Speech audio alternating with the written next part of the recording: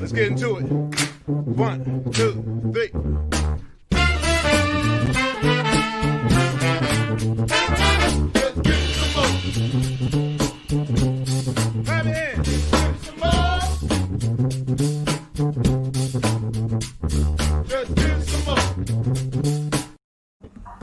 Well, hello and welcome to My Whiskey Den. Thank you everyone for showing up. And we are lucky enough to be here tonight because we're going to be talking about Lone Elm Whiskey with Bill, the owner and master distiller.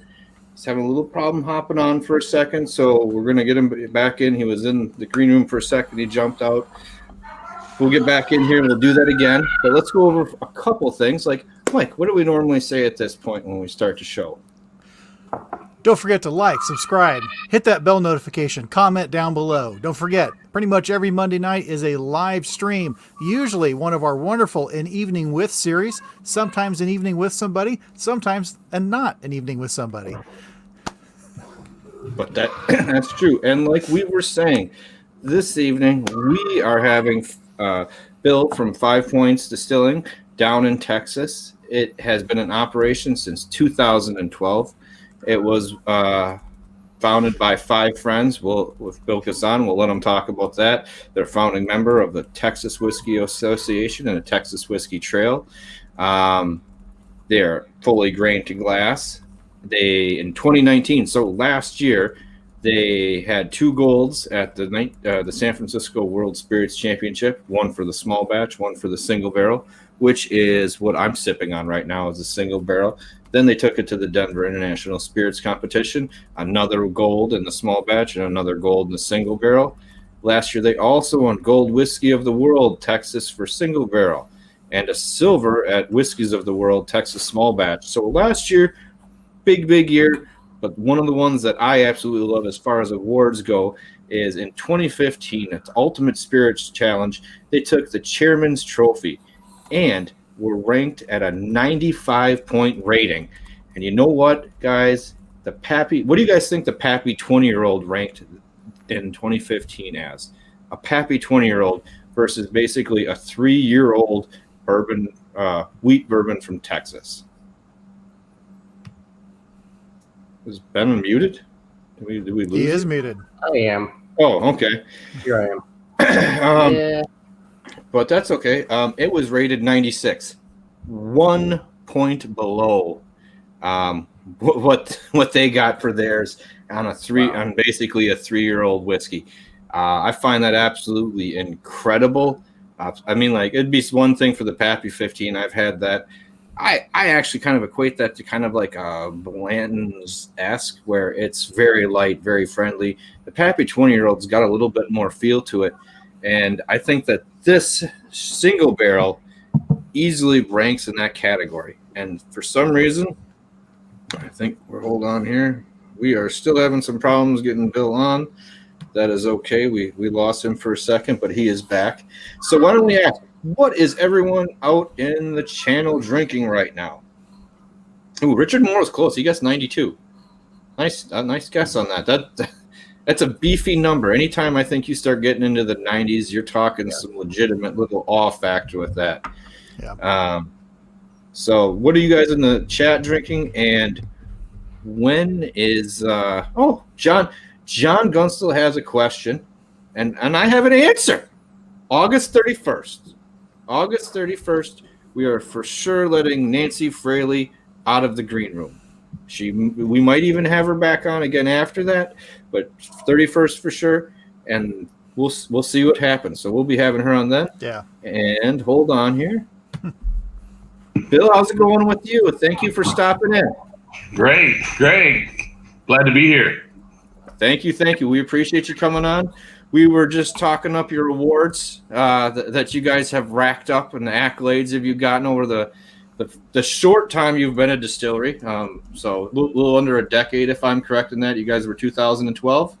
2012, that's correct. That's when we built the plant. 2012. And we were just talking about how 3 years into your distillery, you were knocking on a Pappy 20-year-old trying to kick him over at the Ultimate Spirits competition, which I found awesome. But then I started drinking it again tonight, and I could easily see that with the depth that you're getting out of this. This is some really, really pleasant stuff. And sorry to get you on before. So let's roll backwards for a second. And how did you have a whiskey or distilling background before you started this, or were you just excited about it in general and kind of going to distilleries and stuff? Well, I grew up in the Ozark Mountains where they make a lot of shine. So I had some little small background there. Had a lot of Irish and Scottish relatives, obviously. And, but no, I did some studying in school. I have a background in physical chemistry, chemical engineering, that kind of stuff. So I knew something about distilling, but it wasn't a passion till later when, it was kind of myself and my friends did a lot of whiskey trips, right? Kentucky was one of those places, where we liked to go, and, it was just good times, campfire, whiskey, hunting, just those kind of things that really kind of turned me on to whiskey. That usually does. It kind of spurns it and makes it bigger. Now, just kind of staying on that same path, was there a point that kind of made you want to start a distillery? Like, what was there a defining moment when you and your friends were together? Because I know there was 5 of you that were involved. That kind of really kind of shot you down the path of actually kind of doing it. Yes, we my buds and I were out in Kentucky. We did the whole Bourbon Trail, and I can tell you, it wasn't like the old days. We came back a bit empty-handed. There was nothing to be had. We went there, we saw the distillers, we went everywhere, and it was like impossible to get the Distiller's Reserve, the premium whiskey. And so, we came back and we were at the lake and we were, sitting around that campfire and drinking and lying a little bit. And, I said, we should just make whiskey. We can't get any. Let's make some. And since I opened my big mouth, some of them challenged that and said, "Okay, let's do it." And that's how it came about. I love it. I wrote a check and threw it on the table and said, "Let's get busy, Bill." Anyway, I knew that story, but I still love it because that is the best way that if you're going to start a distillery with friends, that it can go as like, well, let's do it. And then everyone's like, here, I'll chip in. Sure. But you're in charge, Bill. You're in charge. Yeah, but now they're all asking me about that ROI. I said, my friends, they're not crazy. Excuse me, but cheers, gentlemen. I've got some. I've got some single barrel number 92. I just pulled barrel 913. 913. 913. It is nice. Awesome. Yeah. 367 right here. Yeah. All right. That's the one. That's the one we got to sample. We're gonna be doing a review of. How old is the one that you're doing now? That's in the 900s. 900s. This is 92. 092. This is 92. 92. Oh, I'm sorry. So it's even younger. My bad. This is some of my private stock. This is some of the early stuff I distilled. You're not getting any of this. This is all that is left of this is in my liquor cabinet. You got to come by the house to get this. Occasionally do we consider that an invitation? Yeah, that's an invitation. Yeah. Occasionally we find a barrel hidden, but mostly these are gone. These are some of the early stuff where we're really feeling our way and finding that full-on weeded recipe that we love, right? Mm-hmm. And we were distinctly not copying Kentucky. This is Texas, and we had no interest in copying Kentucky. Kentucky's done the bourbon, and they've done it well. So we were more interested in our local crop, which is wheat, right? Yeah, that was one of my other questions is where does the grain come from for your distillery? Now, like some of the people in the chat, we've already done the research, but just in case people out there don't know, we just want to get them kind of the base information for the background because it really adds to the story of everything that you guys are doing. Excuse me. Yeah. So we're in cahoots with the local ranchers. They raise a lot of beef cattle around our area, and they grow soft winter wheat right there on the Trinity River, right by our place. And so we trade spent mash, which is basically high protein feed, for the grain. So we distill it. We give back the spent mash, beer, whatever you want to call it. Although a German would correct me, a good German brewmeister would correct me. But we make a little Kobe beef down here up in the North Texas area. Nice. And when we first started feeding the cattle with the spent mash, they would just knock each other down to get it. You never seen anything like it. I was shocked. And so we were just awed at this. And, we finally figured out how to do it. And they adjusted also, right? They've kind of slowed down a little bit, right? They kind of adjusted to it. You just pour it out on the ground on top of a little hay, and off they go. Let's see, dry hay or dry hay with spent whiskey. Let me see. I know which one I'll eat. Yeah. It's amazing how people and animals all kind of lean the same way once you get options like that. Exactly, yeah. And Robert Licorice was saying the best wheat whiskey ever made. And the single barrel I have, when we were talking about it, was rivaling the Pappy 20. People have watched the show know I think that's a bit overrated, especially the 15.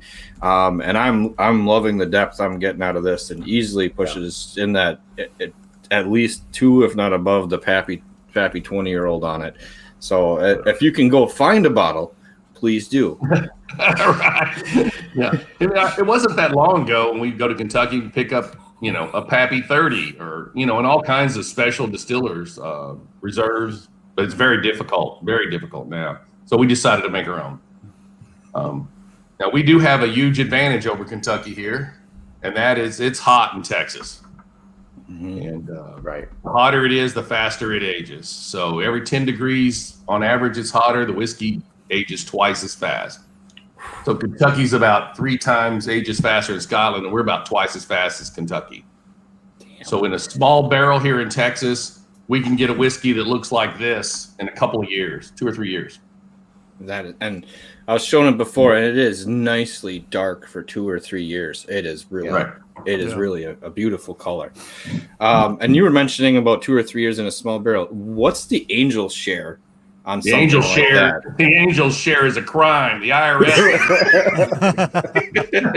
So the bad news is it ages faster. The good news is it ages fast. The bad news is the Angels drink most of it.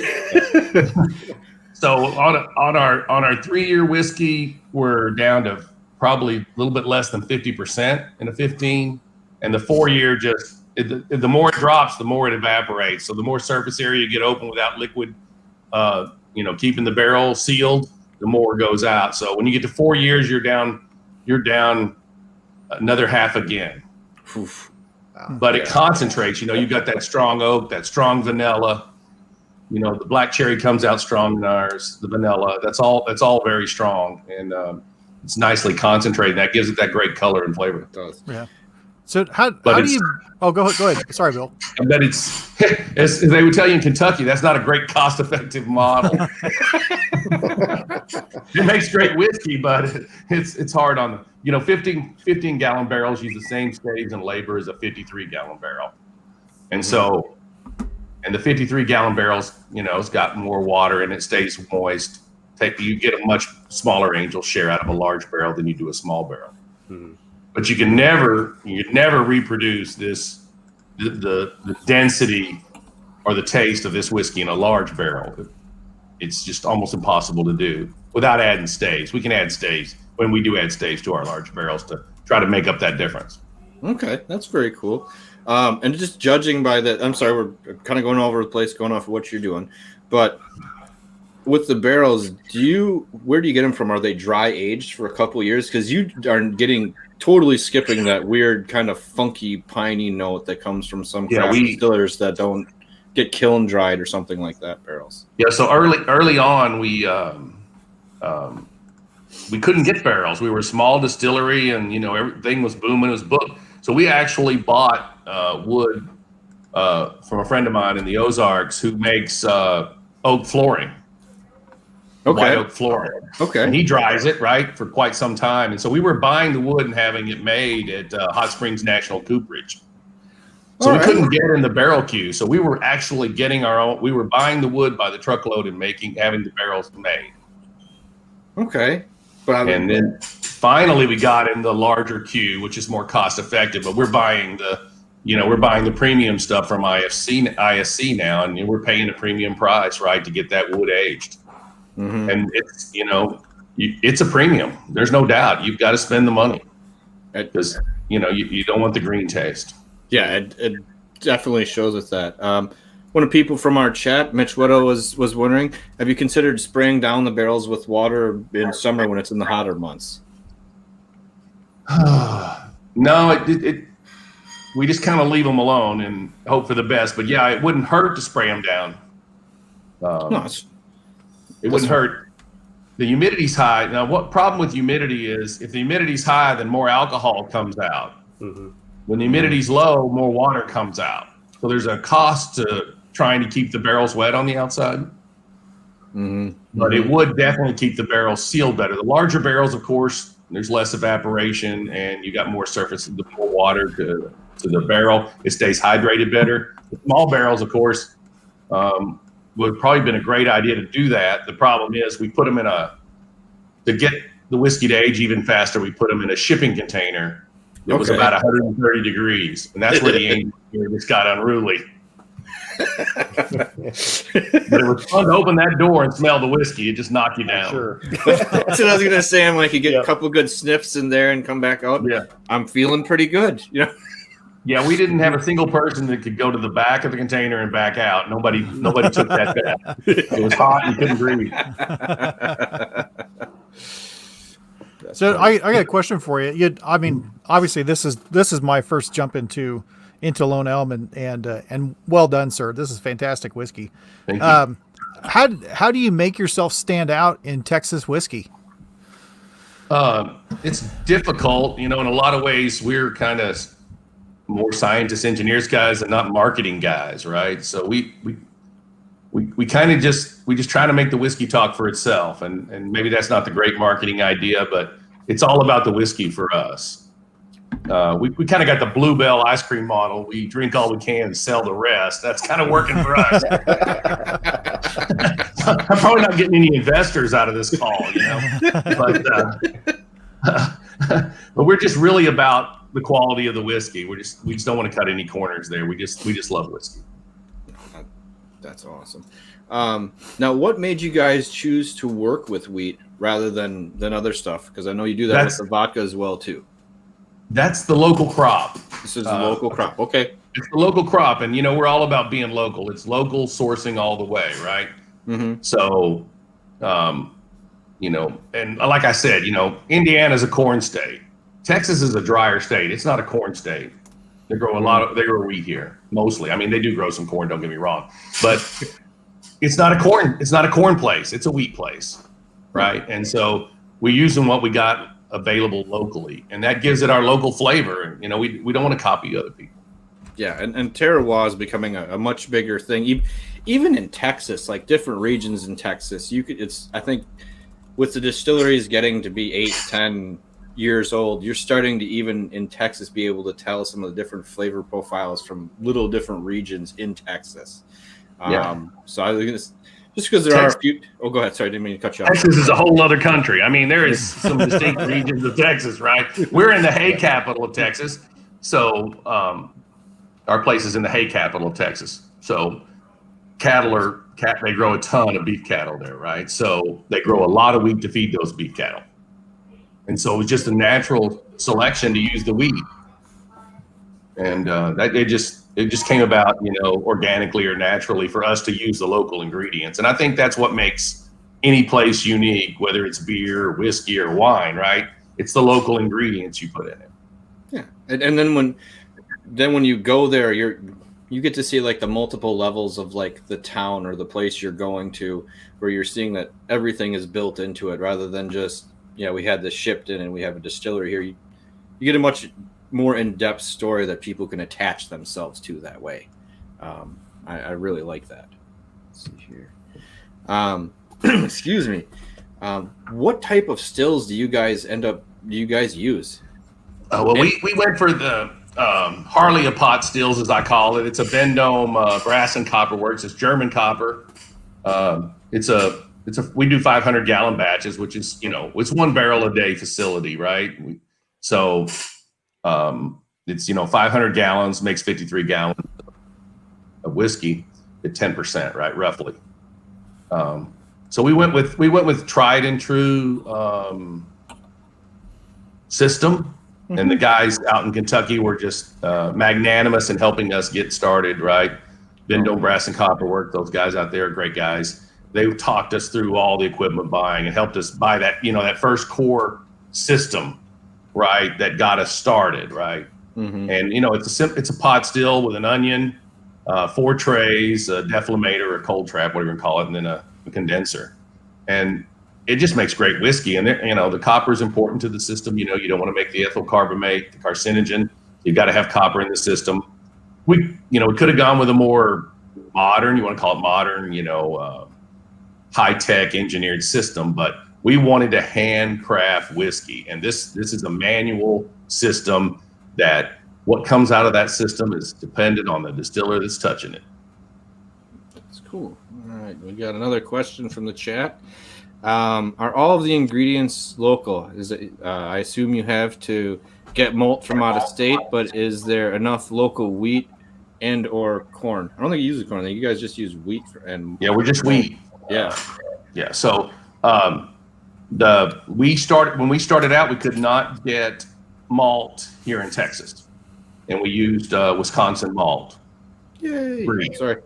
Which is great stuff. It's great stuff. But the whiskey business is picked up here, and so we started picking up Tex malt. So we're like local sourcing, but we had it all. I think this year is our first year with Tex malt. And before that was all Brie, which they make a beautiful, consistent malted product, right? It's awesome, but we went all local. We want to be all Texas. Oh, and that's good, and especially with you guys being part of the Texas Whiskey Trail and the association and stuff, founding members of each. It's a really nice way to represent it. So I like how you're kind of sticking to that. Excuse me. Do you guys name your stills? Are you guys superstitious like that? No, we didn't name the still. I wonder why we didn't. I hadn't thought about it. We never named the still. Maybe I'll give her a name. She's a she. Okay. I might give her a name, but no. So I got a name for my pickup, but I don't have a name for my still. I need to work on that. I just know that some people get all weird about it. Like, if it doesn't have a name, it's not going to make it good whiskey. And I'm like, well, that's clearly not the case here. But no, it's got a number. It's got a number on it. It's got a government tag. So what is there? I mean, you guys are working with the wheat whiskeys. Is there another whiskey you want to make? We make. I'll tell you what we do here. We give classes. We give kind of master distiller classes. You bring your group out, and we do mashing on 1 week. Well, first we decide on your recipe, then we do the mashing, then we do the distilling 1 week, and you do it all yourself with us coaching you. First, we talk you through the process. You make your mash bill, and you hands-on do the whole process all the way through bottling yourself. And so we make a ton of different whiskeys. We make a lot of single malts. We make chocolate caramel malt whiskeys. There's a lot of beer guys who want to make their beer recipe, right? So they bring the beer out when we distill, and we compare the beer and the whiskey, and then compare that at the end, right? So there's a lot of that going on, and we enjoy having we do it on Saturdays, so we really enjoy having people come out with different interests. So that's kind of my R&D playground. So our next production comes out of that. It's a spin off a weeded rye that we did. And so our first couple of R&D barrels will be out maybe a month or so, which will only be available at the distillery. Most likely there won't be that many bottles, but it'll be a nice preview of the barrels we're putting back now. Nice. And it's a beautiful peppered rye whiskey, but it's got that softness of our wheat. Beautiful. And so it makes it a great drinking rye. Daryl says he was just out there and did that, and he had an awesome time. And That sounds amazing. that sounds that does. We have one person in Wisconsin that was doing something like that. Was like, come in and pick whatever you want out. We'll help you. We'll make it. And I'm like, now that sounds like a hell of a weekend. Like, Yeah. I know we usually talk about distilleries being tourist stops now, where they might not have been in the past. Now they're really becoming a destination, and something like that just enhances the experience. Like, you're not going to forget that. I'm not going to forget someone who lets me put whatever I want in, even if it turns out like crap. Like, and they know I made some bad decisions. They tried to jump in halfway through and say, "Joe, please don't do that." And I was like, "No, I'm going to do it." And they're like, "This is what it was." See, I think it happened.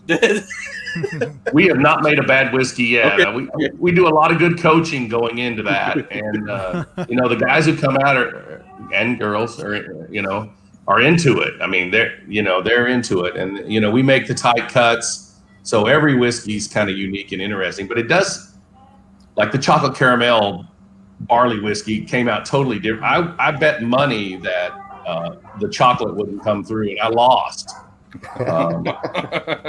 One of my partners, his sister's the head chemist at Nestle Chocolate, and she told me there's 850 flavors in chocolate. And I'm like, wow. So they blend 850 flavors into all these chocolate products. But I didn't think it would come across. And we actually got a very unique taste from that chocolate. It was really nice. And I was shocked. Yeah. We've had one or two things that use the chocolate and the caramel malt, and we were happily surprised by the way it turned out. We didn't, because some of the other beers that get turned into or brewers malts that get turned into whiskey don't always cross over so well. That's what I was thinking was going to happen here, right? And it didn't. It came out nice. And a lot of that's making those cuts, right? You got to make those cuts, right? And going off that, and speaking of, and share as much as you want. Don't if you don't want to. But Mitch is wondering, can you go into how tight your cuts are for some of the products you're working on? And right. I mean, sorry, it's all in the cuts. Okay. I mean, yeah, you do. You taste the grain, and you do the cooking, and you taste that. I taste everything. We really do everything by taste. If it doesn't taste good at any stage of the process, it's not going to make good whiskey. But the final key is not to be greedy. Crank that pot still up, get those trays running, get that reflux going, and separate those components and take the ones you want. Don't go early and get a sharp methanol burn that you don't want, and don't go too long and make grass. You taste that whiskey, it tastes like the stalk, the grass, too much tails. Mm-hmm. So the key is to make those cuts really tight, don't make as much whiskey, and get a great whiskey. I mean, it's really as simple as that. Oh, just making sure with that. Don't get greedy. Don't get greedy. That's got to be hard to do, though. It's just we have some groups that towards the end of the day they want to keep going. After we've had barbecue and a little bit of drinking going on, no, let's keep going. I said, no, we got to stop. We got to stop. You guys are going to regret this later. But yeah, that's really the key, and it comes out right if you make the right cuts. Nice. Just enough tails to give it those heavy alcohols turning into neat flavor esters, right? Like cherry or banana or whatever. You got to have those to make those subtle, neat flavors, right? Anise.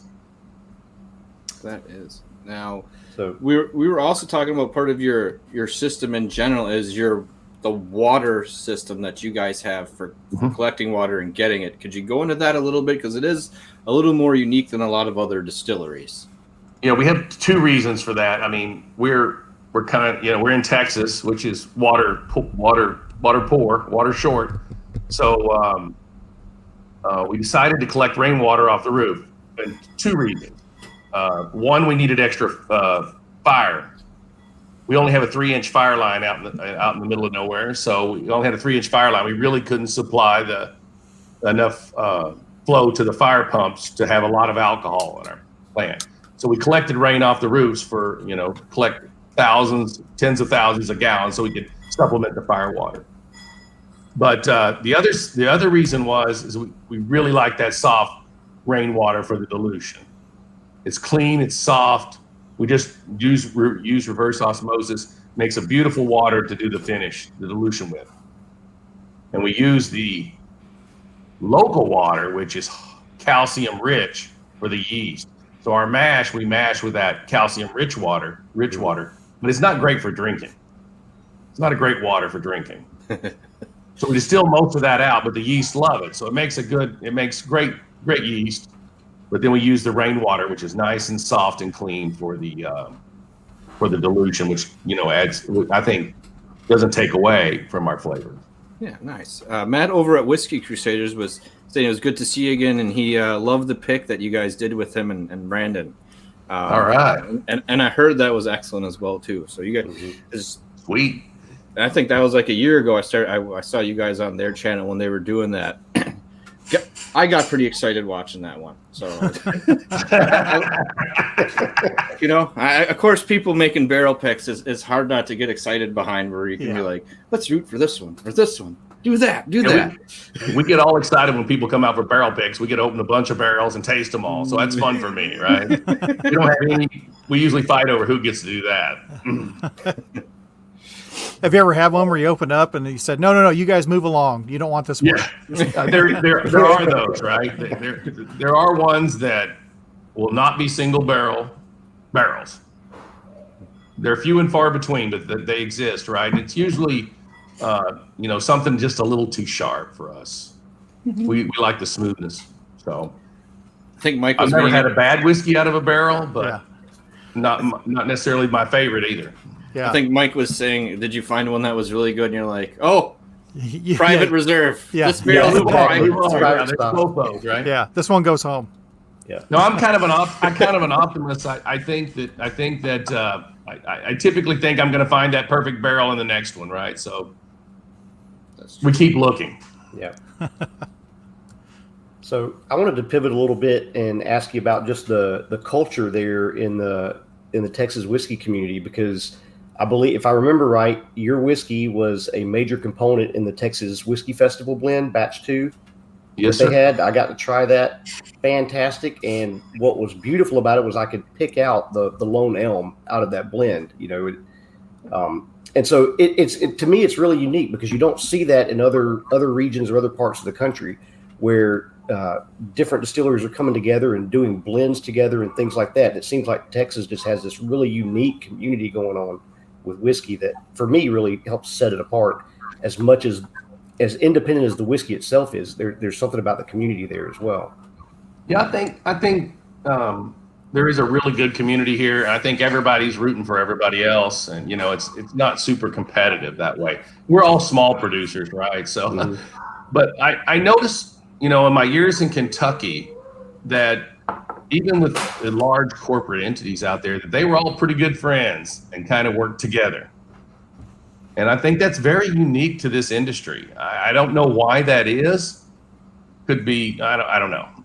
I'm not sure why it's in Kentucky, but I noticed that everybody was really, even when we went out there, the master distillers talked to us, helped us, answered questions, tasted with us. They were just friendly guys. And I think we took something away from that friendliness that they had and brought it with us here in Texas from some of that. And I think everybody here in Texas just wants everybody to succeed. There's plenty of market share to go around, and I think they just, everybody likes something different, new, and the blends are fun, right? And it adds some excitement to whatever activity's going on, right? And a lot of the Texas whiskeys are almost, a lot of the distilleries, I don't want to say are specialized, but kind of like you guys. You're very much wheat whiskey. You're not jumping into other stuff. Like Balcones, some other places started with single malt and other stuff. A lot of, and corn with ironwood. So everybody kind of has, a lot of the big ones have like a little niche that they're trying to find. And then it is, how can we help someone to make something better? Because we all want to drink good whiskey. Right. I do find that pretty unique, and when we were talking with Alan Bishop a couple weeks ago up at Spirits of French Lick, he was like, well, I can tell you exactly what I'm doing, but you can't go home to your still in whatever state you're in and make exactly what I'm making. Even if I tell you exactly what's going on, it's going to come out a little bit different. Well, that's for sure. Every step of the way it comes out different, and you can tell that makers, wellers, I mean, Dr. Crow came up with that recipe ages ago, right? He's kind of the father of modern bourbon. And a lot of those distilleries are within miles of each other. The recipe is almost the same, and they come out very different. You know, how you do it, everything's in the ingredients, the cook, the time, the temp, the yeast. Everything you do there affects the flavor, and just every step of the way. And so, but even at our place, same ingredients, technically same recipe, same cook, same everything. If I'm doing it, or Logan's doing it, or one of my other partners doing the cook and distill, it comes out differently. He makes different cuts than I make, right? That's why there's some uniqueness in all these bottles, right? Because the different guy turning the levers, right? Yeah.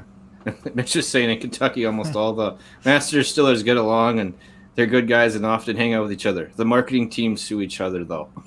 Yeah, absolutely. Yeah, I mean, I'm sure the distillers sit around and drink by the fire, and talk about Kentucky Chew and stuff. But but there's a whole corporate entity with all of those, right? That you don't see, right? That's not friendly.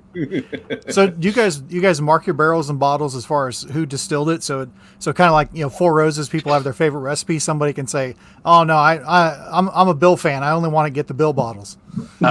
We don't tell anybody, but yeah, we know who did every batch. And so if you had to do, like, for let's say for marketing, which it's a good and bad word to say, but if you had to make a statement about Texas whiskey, would you choose to do it with words, or would you choose to do it with your whiskey, and what would that be? Oh man, that's a good question. I hadn't thought about that. We're doing it with our whiskey, and we're just saying, this whiskey's a whole other place. It's not like any other. I mean, we're just trying to be, we're being individuals. It's, it's our groove, and this is what we wanted to make. And we didn't copy anybody, and we didn't want to copy anybody. And this is, the five of us sitting around, and this is what we came up with from some unique R&D badges. But we went in with, it's going to be Texas, and this is the local ingredients, and this is what we want to make, and this is different. And we just felt, the world didn't need another one the same. So we hope somebody else likes our whiskey and enjoys our whiskey. But it's kind of an expression of what we thought was the best whiskey. Okay. Well, and I like how you're putting out what you guys want. Yes. I think is very important. Excuse me. I'm not sure the marketing guys would agree. Oh, we don't have a marketing guy. Oh, I lean more your way. Just let someone have a taste and watch their face and be like, Yeah. Gotcha. But yeah, like you're coming back now. I just saw that happen in your eyes. If we get people to taste it, they usually like it. But we don't have Mila Kunis on TV talking about the Devil's Cut, the Super Bowl, right? So our traffic's a little lower. I'm here in South Carolina, and I had some friends that went to the Bastards Ball down there at Crowded Barrel last year, and your whiskey was one of the ones they came back talking about.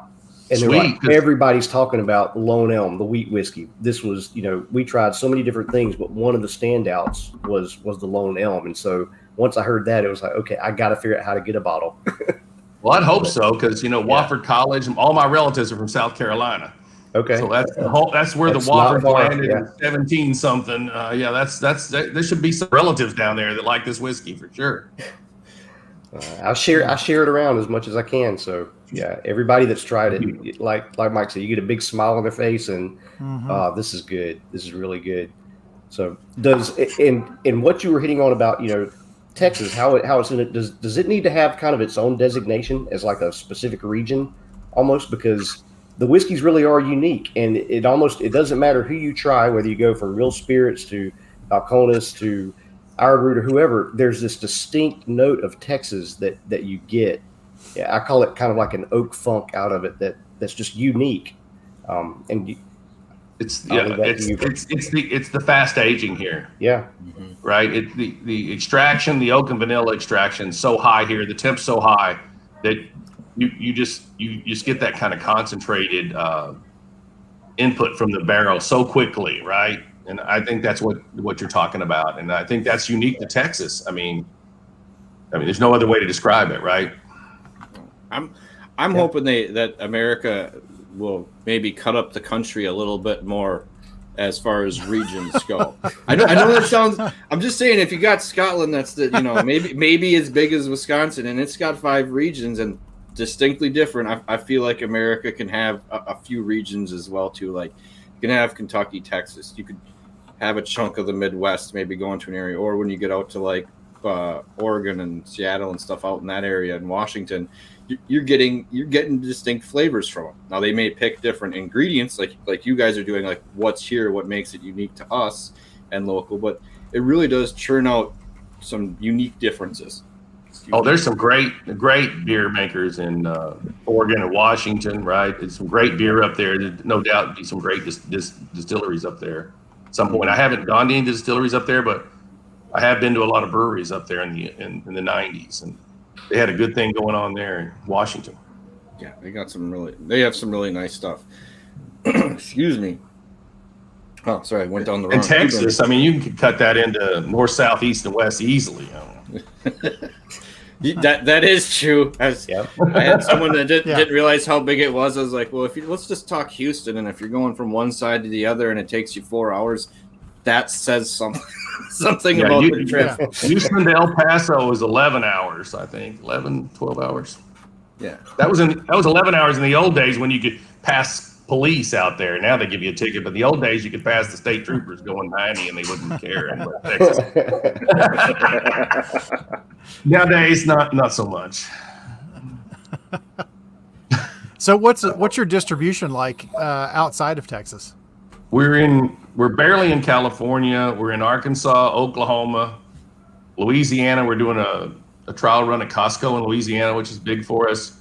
And we're trying to secure some distributors in other states, right? But again, we're small and we're paddling as fast as we can. Yeah. We'd like to get it out to some other states. If you guys know some good distributors and want some good whiskey, give them our name. I do ask, but sadly, being in different states, sometimes you have to rely on a mule from Texas to maybe somehow get you the whiskey that you want. That's right. Yeah, we've got a lot more experience with good mules than good distributors. I hear that, right? Excuse me. But yeah, with, I don't know, along that line, have you guys worked with any online distribution yet at all, or anything like that? Yeah, California, we have that. In California? Very cool. Very cool. Yeah, California will ship anywhere. That's for sure. That's nice. And just going along that lines, because I know that Texas is going through this and recently. How are you guys doing with the whole pandemic thing? Because I know that the Craft Whiskey Association or Texas Whiskey Association is trying to get basically some of the crazy prohibition restrictions repealed to help you guys out. Now, this state has definitely got a prohibitionist 3-tier system that is brutal, right? And if you make a local product, you should have a general commerce law. If you make wine, you ought to be able to sell it anywhere. If you make beer, you ought to be able to sell it. Some states have moved to general commerce laws. Colorado's an obvious example, right? That has pretty forward laws, and we'd like to see that here. Mm-hmm. But it's not coming anytime soon. That's for sure. Okay.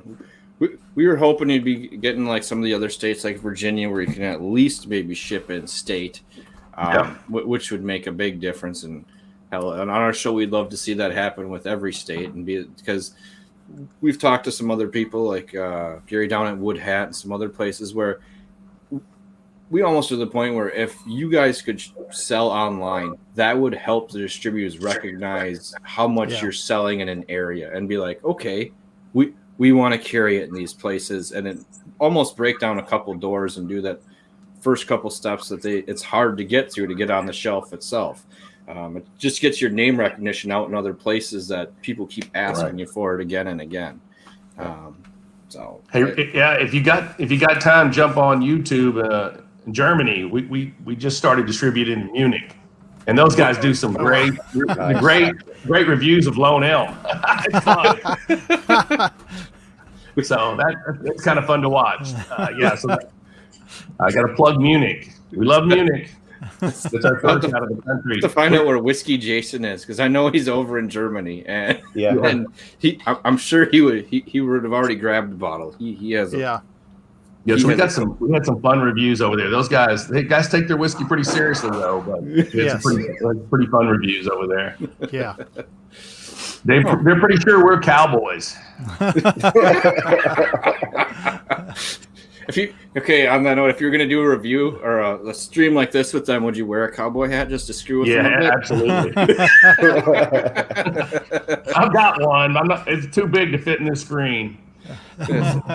Sometimes you gotta lean into it just to see what happens.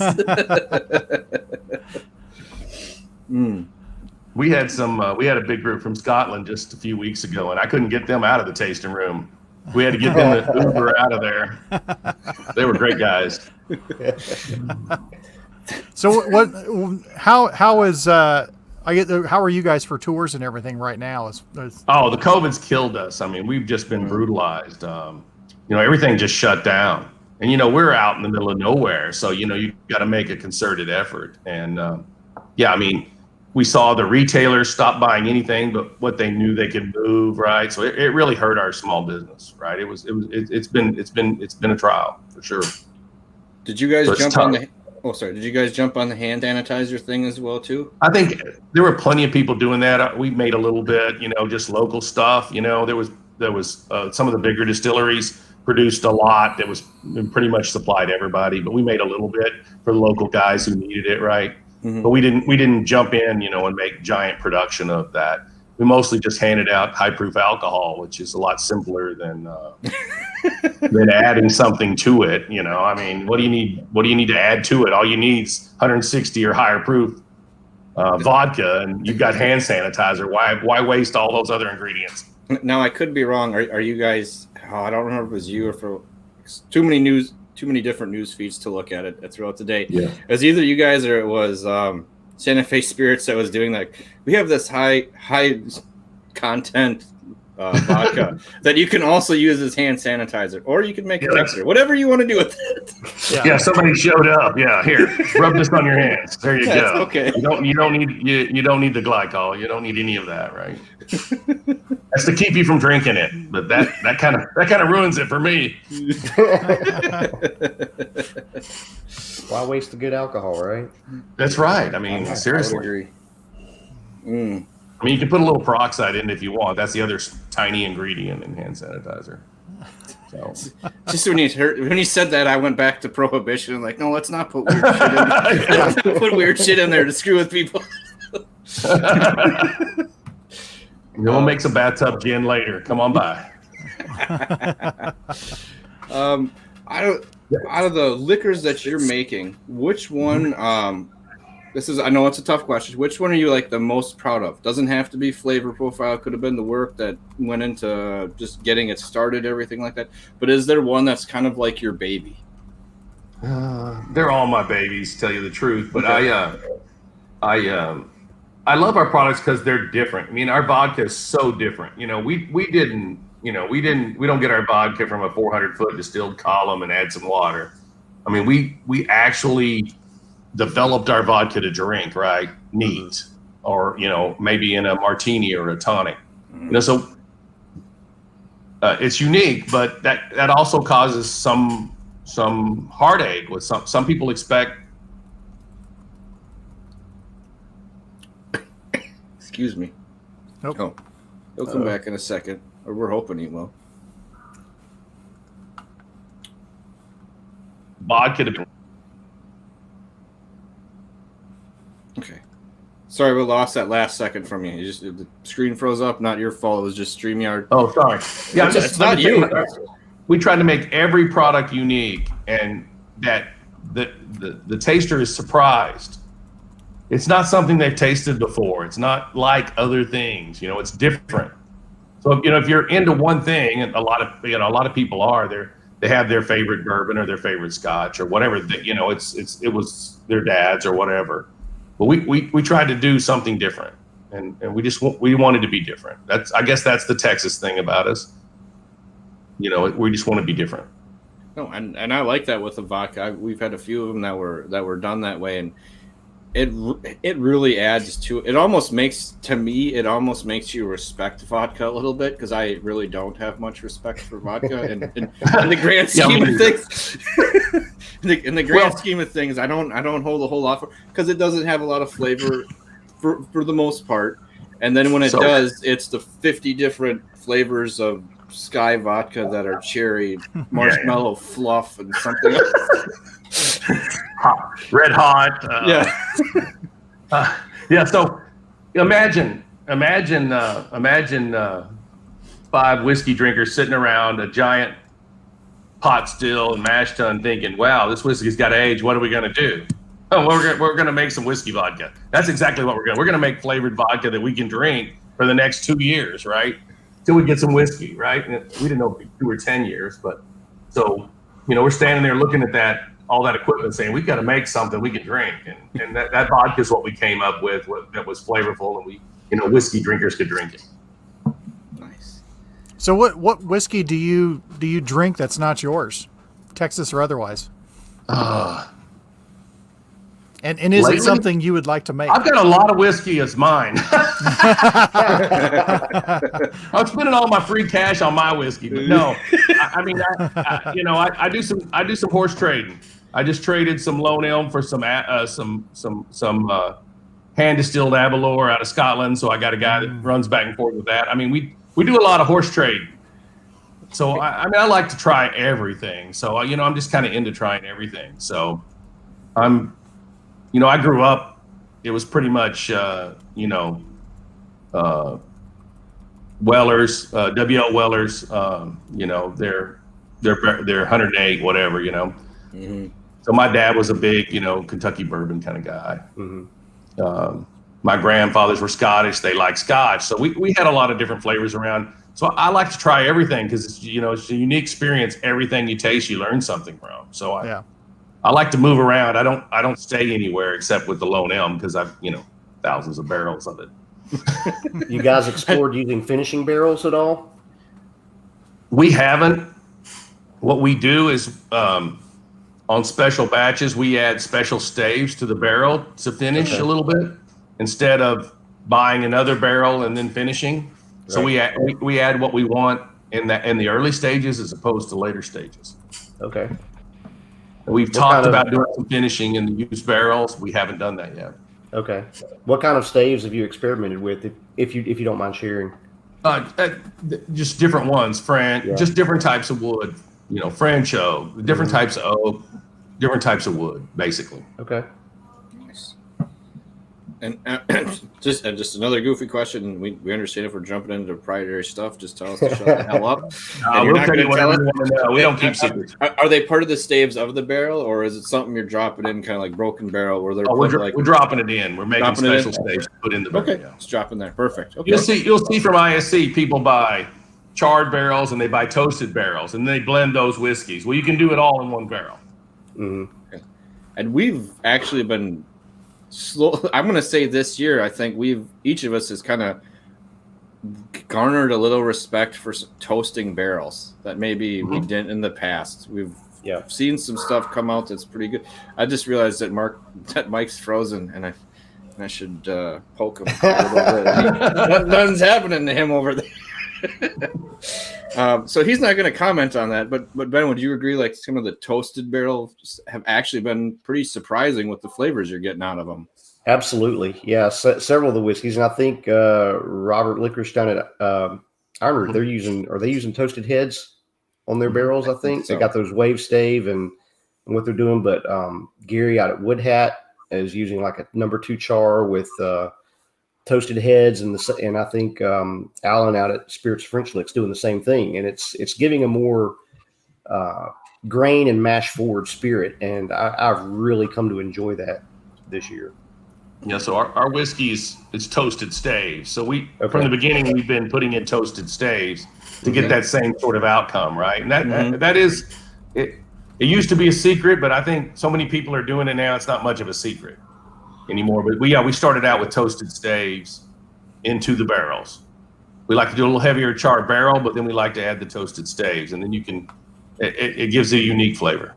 Yeah. And you can taste that in our whiskey, the toasted staves. I can anyway. I like midway through the palate, I can taste it for sure. It really starts to kind of hop out at that point. Well, at least for me.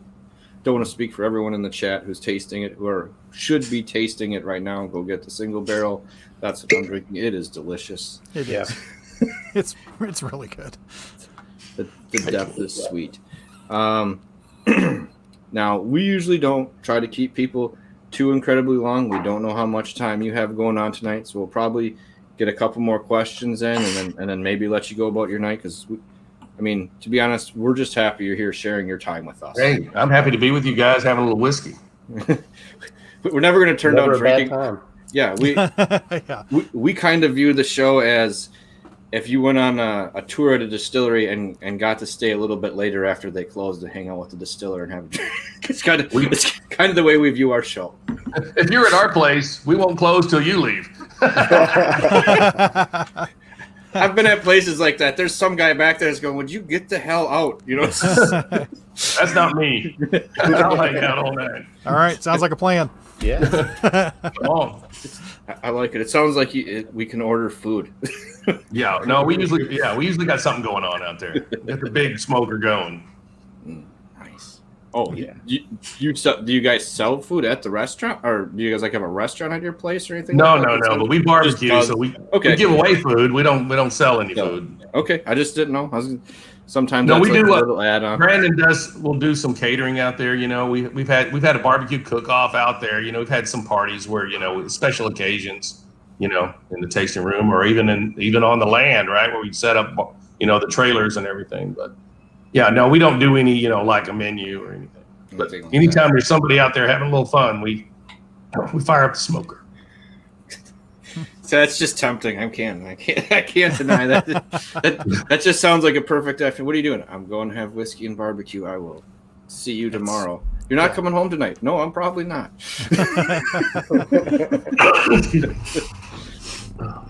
Let's see here. Now, do you guys have any new releases coming up this year that you want to talk about coming up in the next couple months? Or just the weeded rye is coming up. The weeded rye. The weeded rye. And it's very unique. Again, it's something you won't see anywhere else. We've got a weeded rye coming out.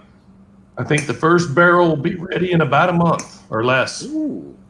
So what's the mash bill on that? Yeah, that's what just going to ask that. Super secret. No. You can say that and be like, yeah, we're totally fine with that. Just tell us. We're not giving you that information. We'll be like, we respect that. I probably wouldn't if I was making money off it too. No, it's like I said, Wellers and Makers about the same recipe, but they taste pretty different. So whoever does it makes it different. How you do every little step.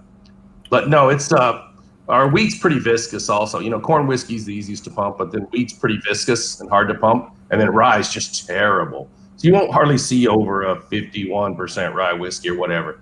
But this first batch is 70% rye. Oof. And then the production batch is 60% rye. Okay. That's pretty hefty. Nice.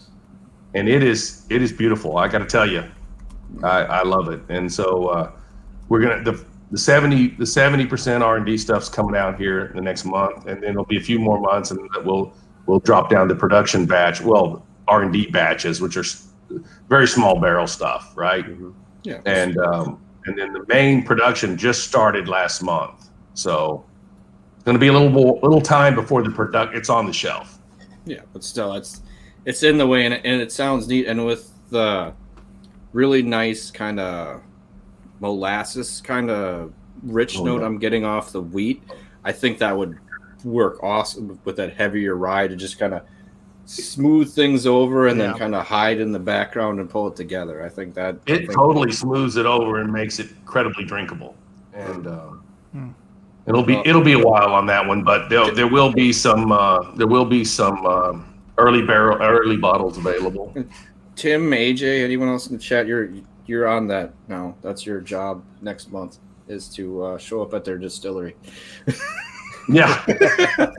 just putting that out there. We do have some people that make trips, so it's you might see some people knocking at the door. We'll definitely give you guys advance warning, but it's coming soon. Be watching, because it's coming. All right. That first barrel won't even probably be 50, 60, maybe 70 bottles. Mm-hmm. Wow. Very small barrel, so it'll be very small.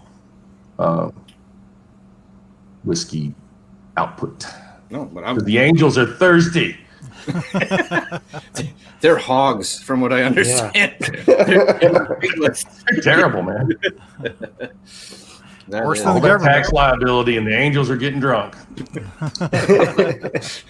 Y'all have some very intoxicated angels out there.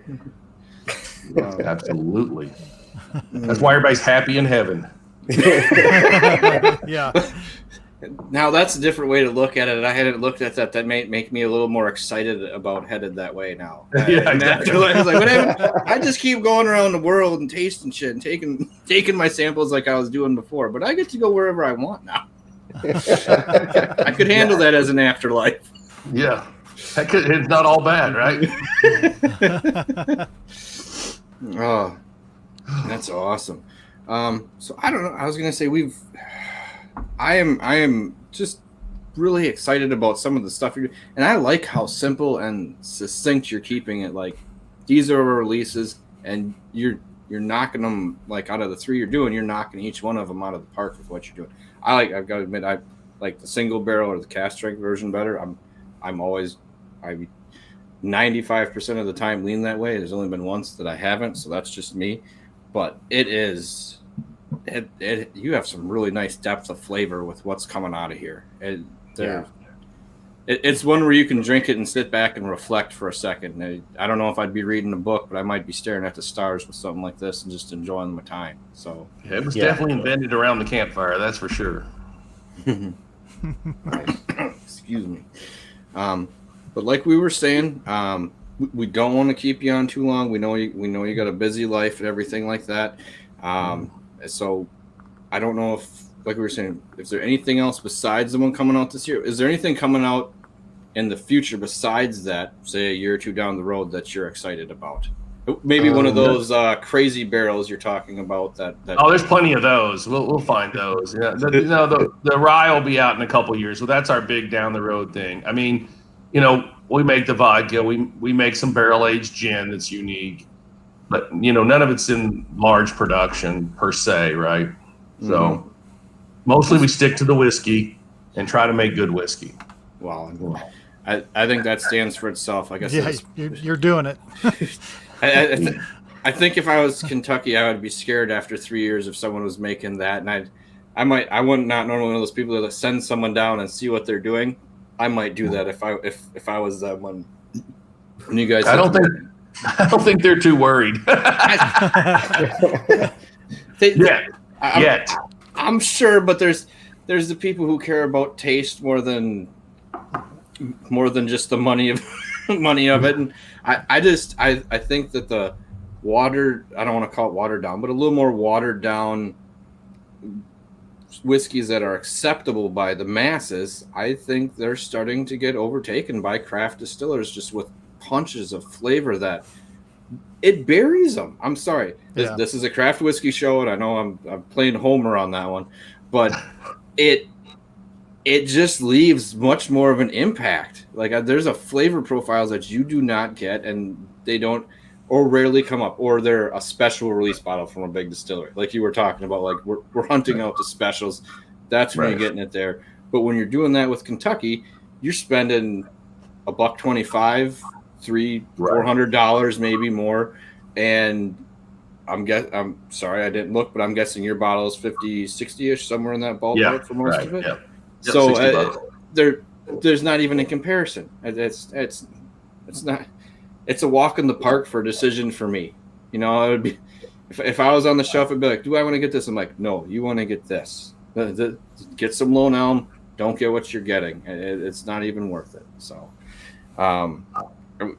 really, really, I don't want to say surprised, but a little bit, because for wheat whiskey, this does have richness, a lot of richness, a lot of depth, a lot of flavors that I don't get from a lot of other stuff, even in the wheat whiskey kind of category. I was going to say it's deep and it's rich and it's intense for a bit.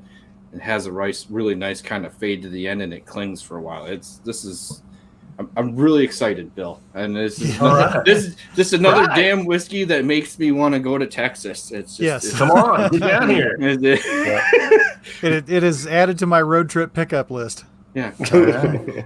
So Get on down here, hang out with me, man. If it wasn't for this nasty pandemic, we were already planning a Texas thing, but that kind of got sidebarred and pushed back just because. Yeah, I would have been down there 2 weeks ago, but yeah. When it's cooler out, we'll make a long. You might want to wait till after August. Let me give you guys a hint. Yeah. It's a little warm right now in the distillery. It's nasty. When Crowded Barrel had their first year opening, I went to that one, and I think the first day that it was on, it was like 110 or 115. And me being from Wisconsin, I like overheated like 5 minutes into being there. I already knew it earlier in the day. I got off the bus and my girlfriend was like, "Hey, are you okay? Are you feeling okay?" I'm like, "Yeah, I'm just really excited. There's a bunch of people I just got to meet, and I'm having a good time." And she's like, "You iffy?" And then I'm like, "I'm good." And then like 5 other people like, "Hey, man, are you fucking okay? You don't look okay." And I was like, well, maybe I should check into this. And then I was like, yeah, I guess I'm not okay. So I was gonna say it beat me down the first day. Fall in January. We wear shorts in January, by the way, a lot of times. So I'm not joking about that. I believe it. But yeah, like we were saying, we appreciate you coming on. Mike, Ben, do you have any questions before we go? I don't mean to cut you off. I don't. Other than I just comment. I hope this everything lifts for you guys soon, and you guys get some visitors down there. And this is honestly, we don't blow any smoke on here. We're pretty honest about stuff. And I just cracked this for the first time, and this is fantastic whiskey. All right. Well, I'm glad you guys like it. Get down here and see me. Let's drink some whiskey. We'll do. You can see my bottle. It's getting on down, and I treat it precious because it's not easy to come by out here, but. Yeah, it's been from the first time I cracked it open. It's absolutely fantastic. Will do. Like we said, you might see a mule show up and be like, "We'll get some mules going." I'm here from my whiskey den. I would like to. So one of my partners, his sister, her husband's the dean of the pharmacy school at Madison, so at Wisconsin. Oh. So we do have somebody going that way occasionally. So. Okay. Well, now I may need to email more frequently. My sister lives in Madison, and my brother-in-law works for the USGS down there and was a professor at Madison for a while. So, yeah, there's always a reason to go down there. Cool. Especially when there's special incentive added to the trip. Yeah. Exactly. But thank you, Bill, for coming on. Yeah, thank you. Absolutely. As we're getting through stuff, or you might be coming to next year when you're releasing the new whiskey, we'd probably love to have you on again, talk about that as it's coming out, let more people know what's going on, and let people know that if he's not in your state, start hounding the producer, start hounding the distributor. Please. Go to your store and be like, I want, because that's the only way you're going to get it. Is if you, and don't think that you're being a dick, because when I started out going to whiskey stores, I thought I was being an asshole, being like, do you have this, like going in with a list of stuff from people I know? No, we don't have that. No. Would you be willing to get any one of these 5 bottles on the list? Can you work on it? And then, like our good friend Malcolm, when he got a bottle, he didn't even go. He got a bottle from a friend, from a mule, and he went to the store and shared it with the owner so that he could see what he'd be getting, rather than just be like, hey, can you get this for me? Why don't you taste and find out what you're going to be putting on the shelf and where you would rank it? Like give someone a real reason to get invested into something that you like. So there's ways to kind of help your distributors get what you want. Well, the customer's always right, Yes, so that always helps if customers ask for us, right? Yeah. And kind of push for it. Like if you go back and be like, did you get that yet? Yeah, exactly. You have to follow up, or they write you off for sure. Yeah. That's true. But we want to thank you for coming on, Bill. We really appreciate it. And everyone for stopping in the chat. Thank you for stopping in and learning a bit. Another great Texas distillery. You guys have so many that could be half a year on our show. We could just stay down there and go through that, because you guys. I'd have no problem with that either. Yeah, the trail's big. Bring some gas, because you're gonna need it.